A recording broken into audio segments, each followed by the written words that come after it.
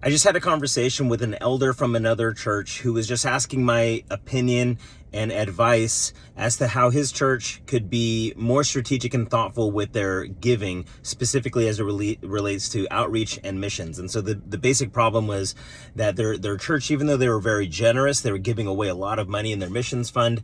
It just seemed like there was no strategy or thought as to who they would and wouldn't give to. It would just like anybody who came to them and asked for money, they would just support them with whatever they wanted, and there was no criteria. And so he was just asking, what do you guys think through as it relates to giving? And so I'm going to share what I shared with him. 10% of anything that comes into Ekklesia is going into our missions fund, right? So that means 10%, we're tithing that to missions.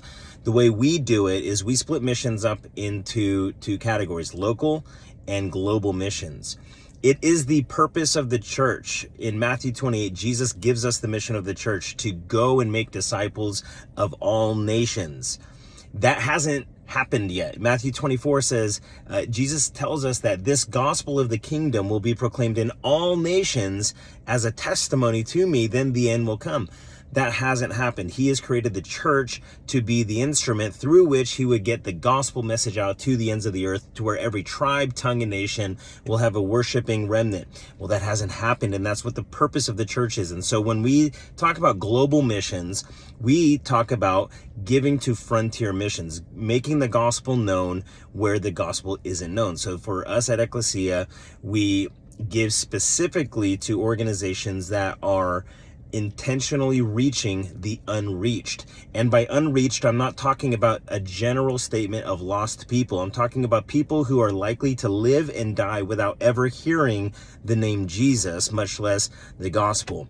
And so when people say that they're really big on missions and they give to Mexico or they give to Puerto Rico or other places, basically they're just giving or they're serving in other countries. That's not what is meant by missions. I don't think that's necessarily missions. I think that's supporting church work, that's supporting ministries. I'm not saying to stop that, but the purpose of the church is to make Christ known, to make disciples of every nation.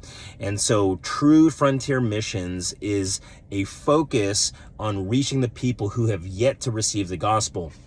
When it comes to Mexico, South American countries, when it comes to many places in Africa, they are reached, not in the sense that it's easy for them to preach the gospel. I'm just saying that there is a strong enough Christian presence for them to reach their own people. Whereas if you go to the 1040 window, which is mostly in Asia and in certain parts of Africa, the highest concentrated dense population of people who have never and may never hear the gospel, that's where our focus needs to be. And so at Ekklesia, we tithe towards missions. Half of it goes towards global missions, which for us means reaching the unreached.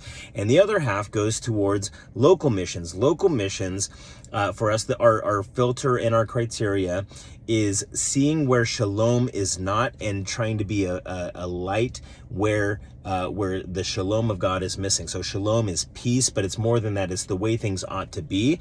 And so we look at the different issues in our city where shalom is missing, and we seek to be to bring shalom to those areas. So whether that be poverty, whether that be human trafficking, whether that be food insecurities, whether that be housing insecurities, whether that be reaching out to the orphans and to the widows and to the vulnerable in society. We want to see where is the greatest need physically so that we can extend the shalom of God. And we want to, more than just give money, we want to be a part of organizations, true parachurch organizations who make opportunity for our church to volunteer and to be actively involved outside of their money. We give money for sure, and we want to do that, but we also want to be a part and come alongside the work that Christ is doing through these organizations. And so that's our missions strategy, is to tithe to missions. 10% of what comes in goes out to missions. We split that evenly between local and global missions. With global missions, it's specifically reaching the unreached. With local missions, it's specifically spreading shalom where shalom is missing.